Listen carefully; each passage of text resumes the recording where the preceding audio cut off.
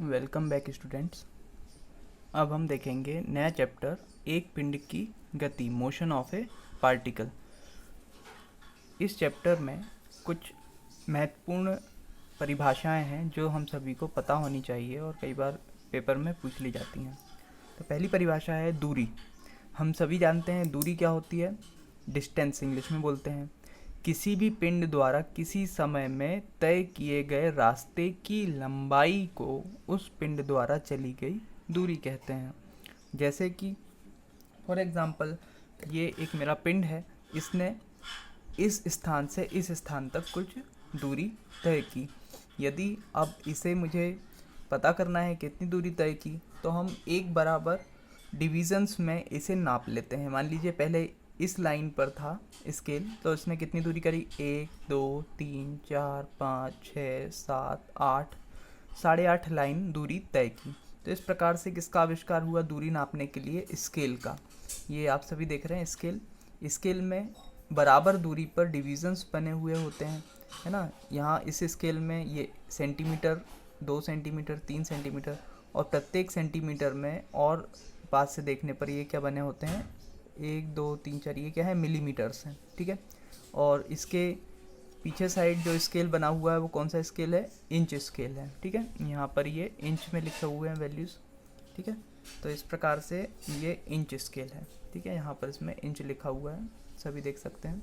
तो इस प्रकार से दूरी होती है। यह एक अदिश राशि होती है और इसका मात्रक क्या होता है, मीटर होता है। तो दूरी की डेफिनेशन हो गई।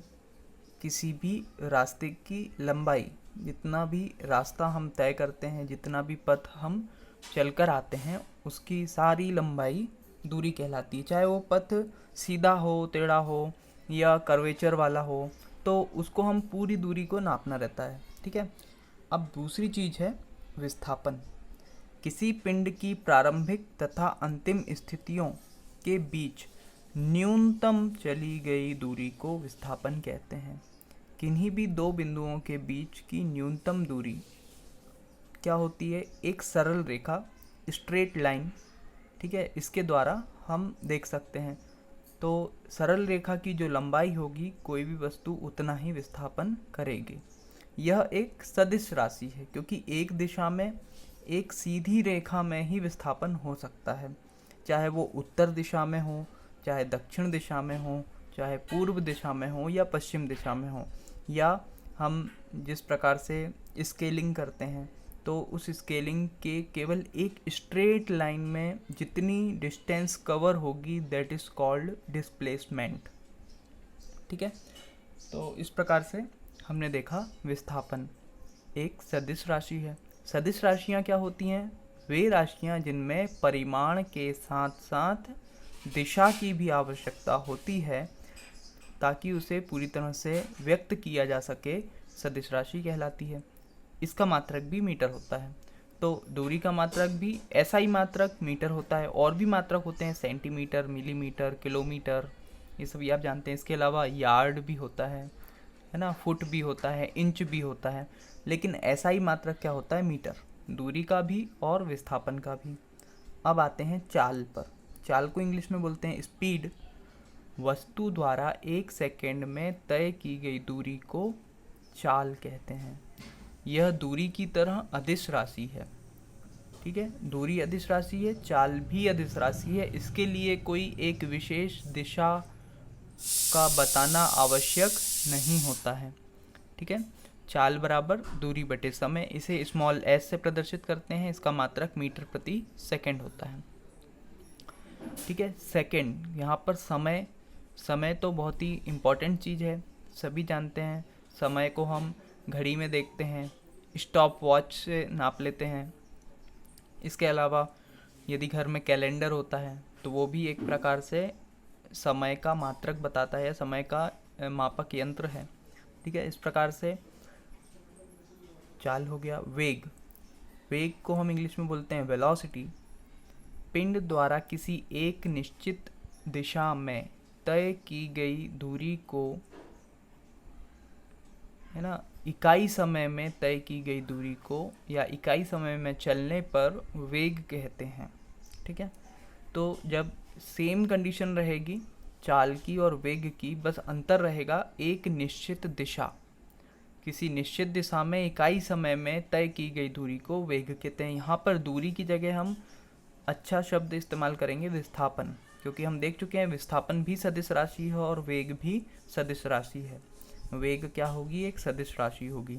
वेग बराबर विस्थापन बटे समय, मात्रक इसका भी मीटर प्रति सेकंड होगा। समय के और भी मात्रक होते हैं, मिनट होता है, घंटा होता है, और दिन होता है, हफ्ता होता है, महीना होता है, साल होते हैं, डिकेड होता है, सेंचुरी होती है। तो इस प्रकार से समय के भी काफ़ी सारे मात्रक होते हैं, ठीक है। और एक मात्रक जो समय का लगता है लेकिन समय का नहीं होता, वो कौन सा है? वो होता है लाइट ईयर, है ना। एक प्रकाश वर्ष, प्रकाश वर्ष दूरी का मात्रक है। प्रकाश या रोशनी या हमारे रोशनी द्वारा एक वर्ष में तय की गई दूरी को एक प्रकाश वर्ष कहते हैं, ठीक है। तो ये जो एक प्रकाश वर्ष होता है वो किसका मात्रक होता है? विस्थापन का या दूरी का मात्रक होता है, ठीक है। ये क्वेश्चन कई बार पूछ लेते हैं। अब आता है मोशन। मोशन यानी गति। यदि किसी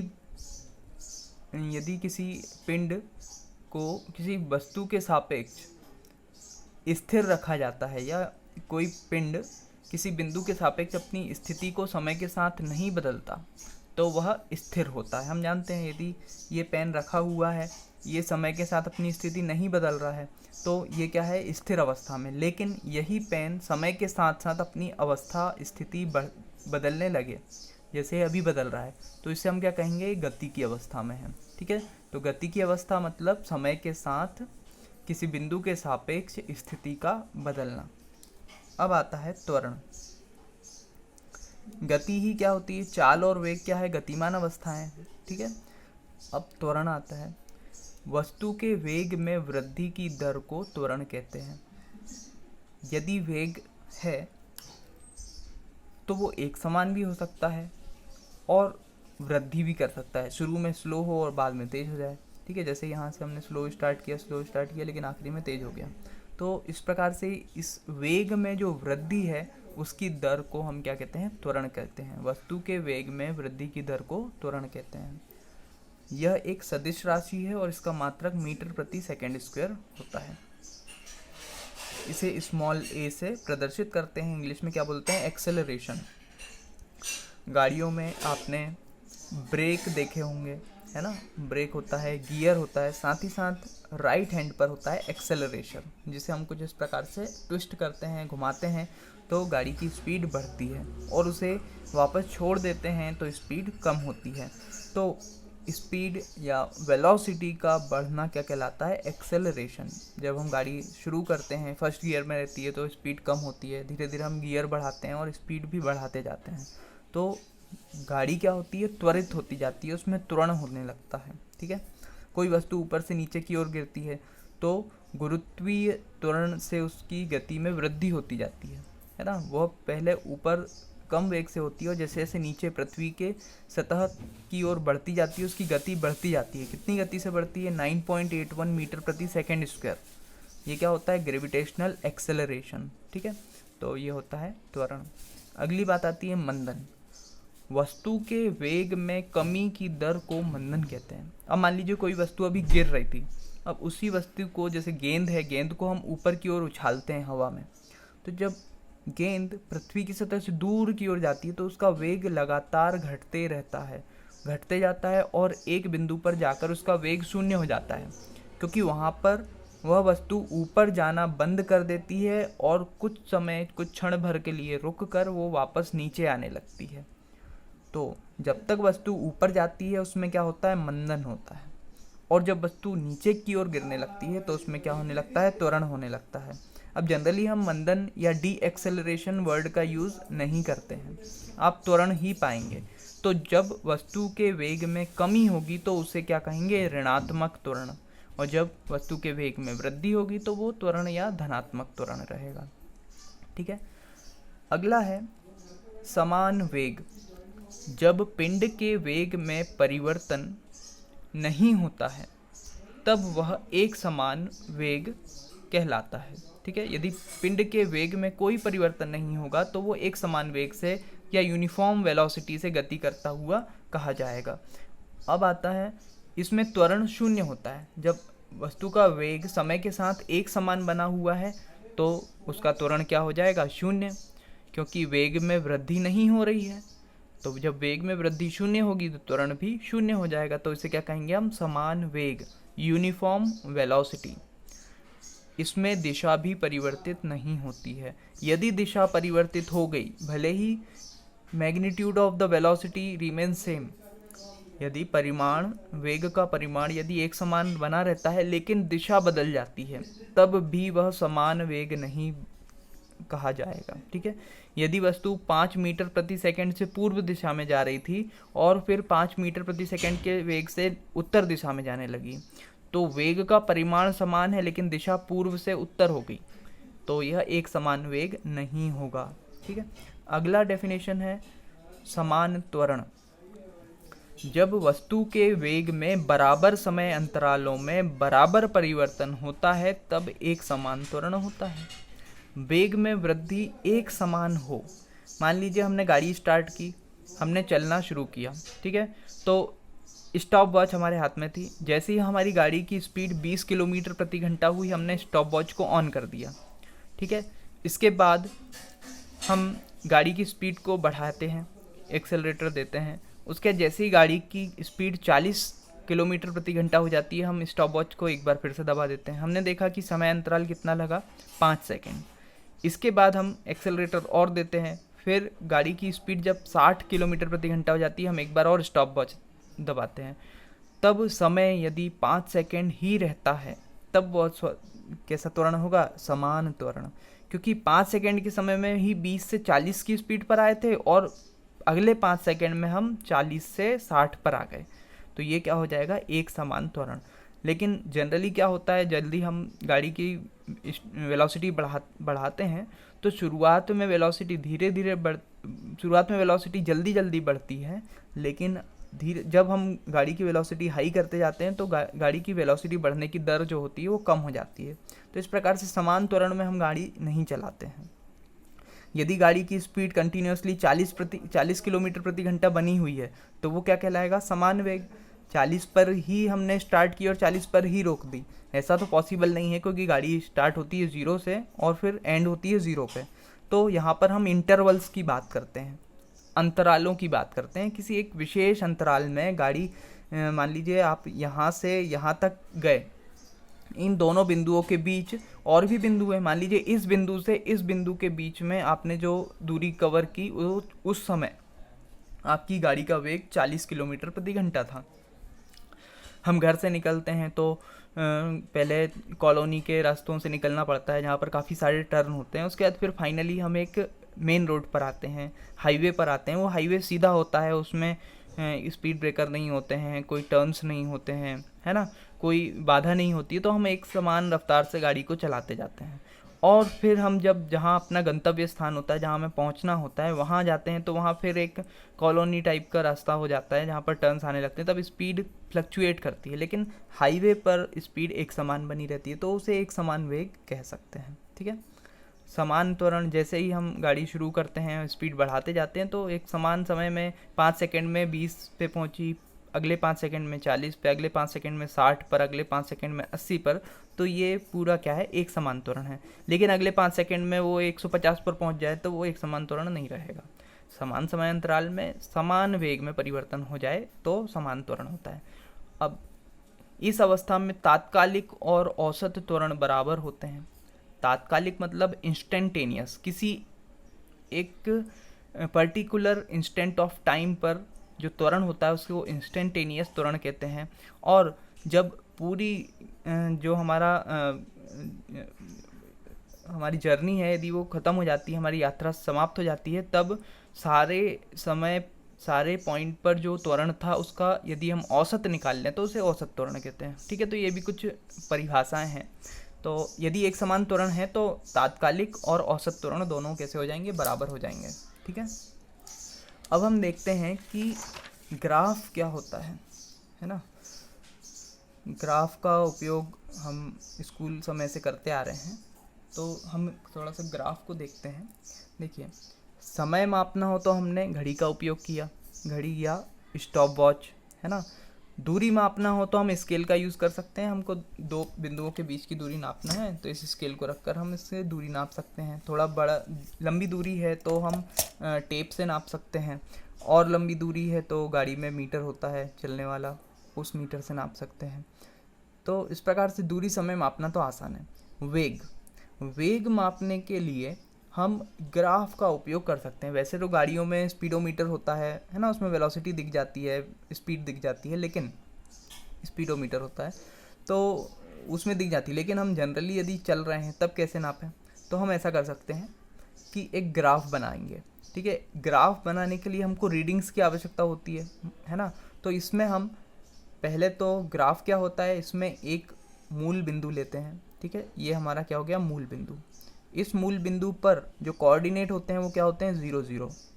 दो अक्ष है हमारे, एक अक्ष है एक्स जो क्षैतिज दिशा में है, और दूसरा है वाई अक्ष जो ऊर्ध्वाधर दिशा में है, वर्टिकल डायरेक्शन में है। ठीक है, अब दूरी को हम वाई अक्ष पर लेते हैं और समय को एक्स अक्ष पर लेते हैं। तब क्या होता है, हमें कुछ अलग अलग प्रकार की लाइनें देखने को मिलती हैं। जब एक लाइन नीली वाली आपको दिख रही है, ये इस दिशा में जाए तो हमें क्या पता चलेगा, इस दिशा में यदि जाएगी तो देखिए समय तो बढ़ते जा रहा है, लेकिन दूरी तो यही बनी हुई है, इसी बिंदु पर है दूरी का मान नहीं बढ़ रहा है। यहाँ पर मान लो 1 है, ये 2 है, ये 3 है। ठीक है, इस प्रकार से 4 5 6 7 8 फीट में है या मीटर में है मान लीजिए।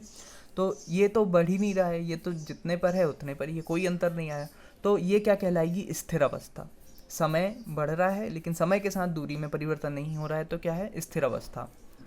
अब यदि इस लाइन को हम पूरा 90 डिग्री पर कर दें, 90 डिग्री पर करने पर क्या हो जाएगा, ये कंडीशन होगी अनंत वेग की, कि समय तो बढ़ ही नहीं रहा है और दूरी बढ़े ही जा रही है कंटिन्यूसली ऊपर, बिना समय के बढ़े दूरी ही बढ़ने लगे, तो वो अनंत वेग की कंडीशन हो जाएगी। उसमें हम बिना समय लगाए सूर्य तक पहुंच जाएंगे, अपनी गैलेक्सी को पार कर जाएंगे, मतलब बहुत अधिक स्पीड। ठीक है, आप सभी को पता होगा जो प्रकाश का जो वेग है ना, वो कितना होता है, c से दर्शाते हैं इसे 3 × 10⁸ मीटर पर सेकेंड। ठीक है, इसको हम 3 लाख किलोमीटर प्रति सेकेंड भी कह सकते हैं। एक सेकेंड में 3 लाख किलोमीटर चलता है प्रकाश। ठीक है, सूर्य का प्रकाश पृथ्वी तक आने में 8 मिनट का समय लेता है, और दूरी कितनी तय करता है, 15 करोड़ किलोमीटर। तो इस प्रकार से ये होती है प्रकाश की स्पीड। तो इससे भी अधिक स्पीड हो जाएगी यदि हम समय ही ना लगाएं दूरी तय करने में। ठीक है, तो ये भी असंभव है। अब जो जनरली हम बात करते हैं वो होता है एक समान वेग। ठीक है, तो एक समान वेग में स्ट्रेट लाइन आपको दिख रही है जो कुछ एंगल पर झुकी हुई है। यहाँ क्षैतिज से इसने कुछ एंगल बनाया हुआ है ना, थीटा मान लेते हैं। तो ये इस प्रकार से एक समान वेग कहलाता है। एक समान वेग क्यों, क्योंकि ये समान समय अंतरालों में समान दूरी तय कर रहा है। अब समान समय अंतराल कैसे हो गए, देखिए यहाँ पर एक बिंदु हम ये ले लेते हैं, एक बिंदु ये ले लेते हैं, एक बिंदु ये ले लेते हैं। तो इन्होंने देखिए, हमने ये बिंदु पर यहाँ से यहाँ तक 1 मीटर तय किया, यहाँ से यहाँ तक भी 1 मीटर तय किया। और समय देखते हैं, समय यहाँ पर हम करते हैं, देखिए ये इस बिंदु से यहाँ तक आया, इस बिंदु से यहाँ तक आया, इनके बीच की दूरी भी देखिए लगभग एक बराबर है 1 सेंटीमीटर। यहाँ से यहाँ तक भी 1 है, यहाँ से यहाँ तक भी 1 है, मतलब समान समय अंतराल में समान दूरी तय कर रहा है। इस दूरी को इतने समय में कवर किया, इस दूरी को इतने समय में कवर किया। और यदि अगला बिंदु हम ये ले लेते हैं, कहाँ, 7 मीटर पर, तो भी क्या हो जाएगा, ये यहाँ पर आ जाएगा। इस प्रकार से यहाँ पर भी दूरी एक बराबर तय की, एक बराबर समय अंतराल। तो इस प्रकार से बराबर समय अंतराल में बराबर दूरी तय कर रहा है तो क्या हो जाएगा, एक समान वेग। यदि नहीं कर रहा है तो वो क्या हो जाएगा, असमान वेग। कोई भी कर्व हो, आड़ी टेढ़ी लाइन हो, तो वो क्या हो जाएगा, असमान वेग। ये था वेग के लिए या चाल के लिए ग्राफ। ठीक है, अब दूसरा जो ग्राफ है उसमें हम देखेंगे त्वरण या मंदन को ग्राफ पर कैसे प्लॉट करते हैं। तो त्वरण या मंदन लेने के लिए फिर से ये हमारा मूल बिंदु है एक्स अक्ष और ये वाई अक्ष। एक्स अक्ष पर पहले की तरह समय लेंगे, पहले भी समय लिया था। अब वाई अक्ष पर लेंगे वेग को। ठीक है, वाई अक्ष पर जब हम वेग ले लेंगे तो समय के साथ वेग में परिवर्तन को त्वरण कहते हैं। तो यदि लाइन सीधी है तो एक समान त्वरण, आड़ी टेढ़ी है तो असमान त्वरण। यहाँ पर भी वही नियम होगा कि एक समान, मान लीजिए ये बिंदु हैं हमारे अलग अलग, इन बिंदुओं में यहाँ पर देखेंगे तो ये लाइन पर कहाँ आ रहे हैं, यहाँ पर आ रहे हैं। और इन सभी में तय की गई जो लगने वाला जो समय है वो कहाँ कहाँ पर है, यहाँ है, यहाँ है, यहाँ है, यहाँ है, यहाँ है। तो ये देखिए ये सभी समय अंतराल भी आपको बराबर दिख रहे होंगे। तो समान वेग बढ़ने में, मान लो यहाँ पर 5 मीटर, यहाँ 10 मीटर प्रति सेकंड था, यहाँ 15 मीटर प्रति सेकंड था, यहाँ 20 मीटर प्रति सेकंड था, यहाँ 25 मीटर प्रति सेकंड था, यहाँ 30 मीटर प्रति सेकंड था। प्रति 5 मीटर सेकंड वेग बढ़ने में मान लीजिए यहाँ 2 सेकंड है, यहाँ 4 सेकंड है, यहाँ 6, 8, 10, तो प्रति 5 मीटर प्रति सेकंड वेग बढ़ने में 2 सेकंड लग रहे हैं। तो इस प्रकार से ये क्या हो जाएगा, एक समान त्वरण। अब जब हम बात कर रहे हैं ग्राफ की, इसमें सरल रेखा भी बना रहे हैं, ये स्ट्रेट लाइन है, इसको हम क्या कहते हैं, सरल रेखा। ये सरल रेखा नहीं होगी। ठीक है, तो ये जो सरल रेखा है हमारी स्ट्रेट लाइन, इसका समीकरण क्या होता है, y=mx+c। अब यहाँ पर जो m है इसको हम क्या कहते हैं, स्लोप या प्रवणता। हमने पहले भी बात की थी जब हमने फ्रिक्शन देखा था। स्लोप बराबर क्या होता है, राइज अपॉन रन। राइज में क्या आता है, वाई एक्सिस पर दी हुई जो वस्तु या वाई एक्सिस पर दी हुई फिजिकल क्वांटिटी, तो वो क्या है यहाँ पर, वेग बटे समय। ये त्वरण है, त्वरण के लिए ये है वेग बटे समय, तो इसी को क्या कहते हैं, त्वरण। इसके बटे में इसको ले लेते हैं। प्रवणता क्या होता है, m बराबर tan थीटा। हमने देखा था इसमें ट्राइंगल बनाकर, तो ट्राइंगल में एक राइट एंगल ट्राइंगल बनता है, थीटा ले लेते हैं। थीटा लेने के बाद मान लीजिए अभी बना लेते हैं, ये हमने एक ट्राइंगल बना लिया। ठीक है, इस ट्राइंगल में ये राइट एंगल हो गया, ये थीटा हो गया, तो ये क्या हो जाएगा, परपेंडिकुलर। ये क्या हो जाएगा, बेस हो जाएगा। तो tan थीटा बराबर p/b हो जाएगा। tan थीटा बराबर परपेंडिकुलर अपॉन बेस। परपेंडिकुलर क्या है, देखिए परपेंडिकुलर है वेग, तो यहाँ पर वेग आ गया। बेस क्या है, समय, तो ये आ गया समय। तो इस प्रकार से बहुत ही आसान तरीके से हम चीज़ों को कनेक्ट करके याद रख सकते हैं, ग्राफ बनाना सीख सकते हैं। ठीक है, तो इस स्लाइड में इतना ही काफ़ी है। Thank you very much.